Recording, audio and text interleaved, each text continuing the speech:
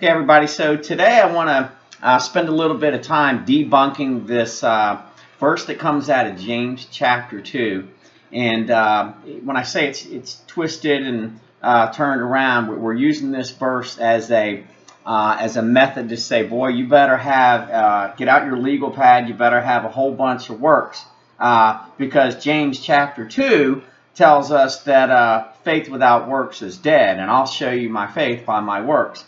And I've always found it really amazing how we grab onto one verse. We find one verse that kind of puts us back in bondage, and we'll ignore all of the other verses that are in the Bible that might suggest that maybe we've misunderstood it. So I hope today that we can debunk this idea that what James was really talking about was this long list of works. And so the first thing I want to point out is that in James chapter 2, there's a question in the same chapter, in the same conversation, if you will. James writes this. He asks a question. He says, can that faith save him?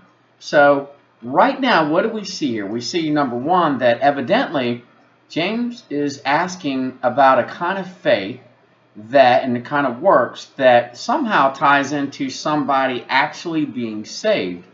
I want to go as far as to say James ends this chapter with a very interesting question.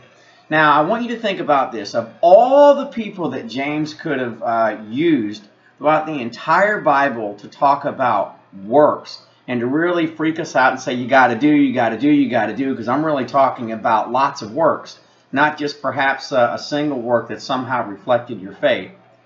Why did he choose? He gave two examples of what this work looked like. And do you know what he did? He used a lady by the name of Rahab. Rahab was a harlot. Today we would call that a prostitute. So Rahab was someone who sold her body for money at this time. She comes up in the Old Testament, and we only know one thing about Rahab. Rahab, the spies, the Jewish spies were coming in, and she believed that their God was true. And as they were about to be attacked, what did she do? She opens a door and she says, go. And by this one act of righteousness through faith, believing in God, she was saved. So what does James do? James in chapter 2, this comes up in verse 25. James says, in the same way was not Rahab the harlot also justified by works when she received the messengers and sent them out by another way? Again, you really have to ask yourself, James, why, if this is about works for Christians, why did you choose this example? Because now everyone who's using this to justify a laundry list of works, you've got a problem that you need to solve. But let's go a little bit deeper here. Everybody continues to pull this one verse, the legalist, generally speaking, and others, mean well, but we grab onto this one verse, and it's like we desire to be in bondage. And I'm going to say this, I'm not anti-works. I believe works are part of the natural Christian life. It's who we are, but it's when we take a verse like this and we elevate it to force people to do more, be more. You got to serve at church. You got to be on this committee. You got to be babysitting these kids, and you got to be out knocking on doors, and you got to be doing. Let's look at James 2 and freak you out. All right. Well, again, you're not going to find a whole lot of verses that support that type of activity. So rather than just look at this one verse, we want to look at how the analogy that James gave us. But then let's look at some other verses. Paul said in Romans chapter 3:28, he says, for we maintain that a man is justified by faith apart from works of the law. So we've got a little bit of a conflict there. Paul seems to have something different to say. You're justified by faith, not by works of any sort. Well, let's talk about what Jesus had to say about works. We see Jesus is talking to a Pharisee in John chapter 6, verse 28-29. And this is the conversation. You know, the Pharisee walks up to Jesus and he says, therefore, they say to him, Pharisee says to him, what shall we do, Jesus, that we may do the works of God? Now, you'll notice this is a plural works. And Jesus is going to sort of correct his grammar. And Jesus answered him and said, this is the work that you must do. Believe in the one whom he has sent. So apparently, if anybody wanted to hear about works, it was this religious Pharisee, and Jesus wants to correct him and say, no, the work, it's believing. That's what I care about. That's what God really cares about, is this kind of work.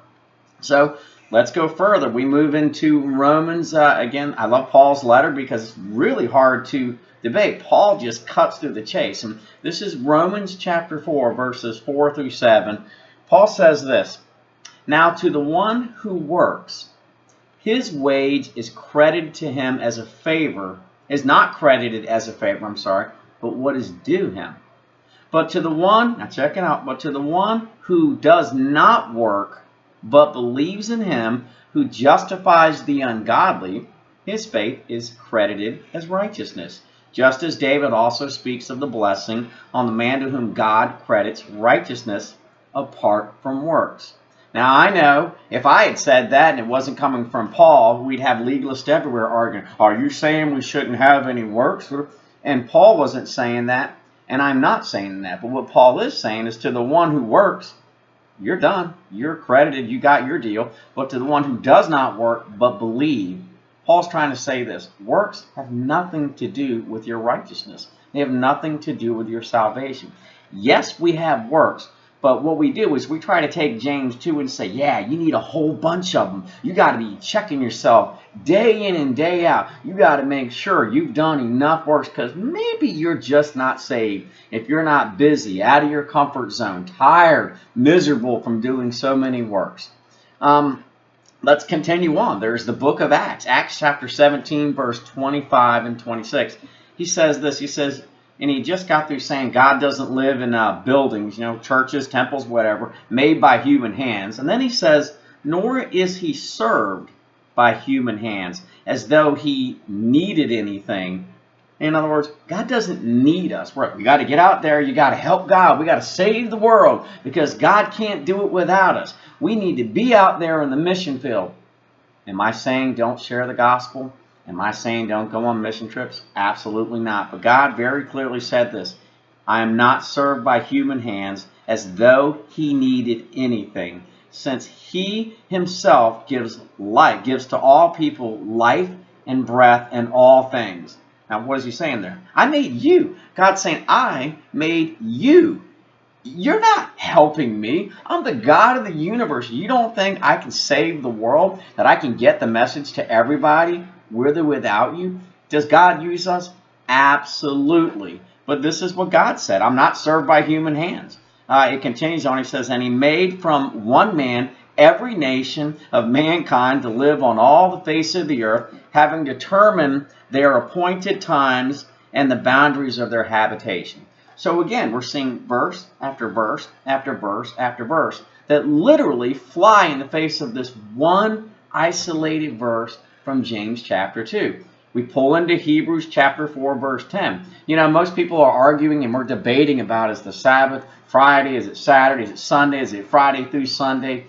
What we miss is that the Sabbath, we learn this in Hebrews, the Sabbath is actually a picture of resting from works and entering Christ's rest. What does that mean? It means stop looking at your works. No longer, Jewish people, do you have to do this. You now can rest from your works and know that your righteousness is by faith alone, apart from works. And this is why Hebrews chapter 4, verse 10 says this, for the one who has entered his rest has also rested from his works, just as God did his. Now, what this verse was earlier was talking about, God created the world and he did everything in 6 days, and on the seventh day he rested. Well, Hebrews 4 is now giving us this amazing picture of, that's exactly what the Sabbath is for you. It's not Sunday. It's not Friday. It's Sunday, Monday, Tuesday, Wednesday, Thursday, Friday, Saturday, Sunday.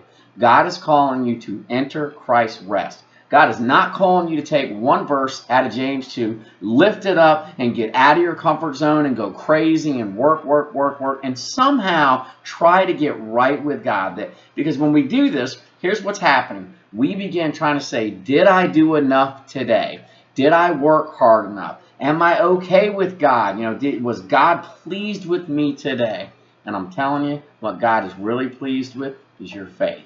That's what he cares about. Hopefully you enjoyed that. Hopefully we've debunked James chapter 2, faith without works is dead, and we understand what it really means. It's about a work that produces an action. This shows you believe. It's not about a long laundry list of got to do more, be more. God bless you.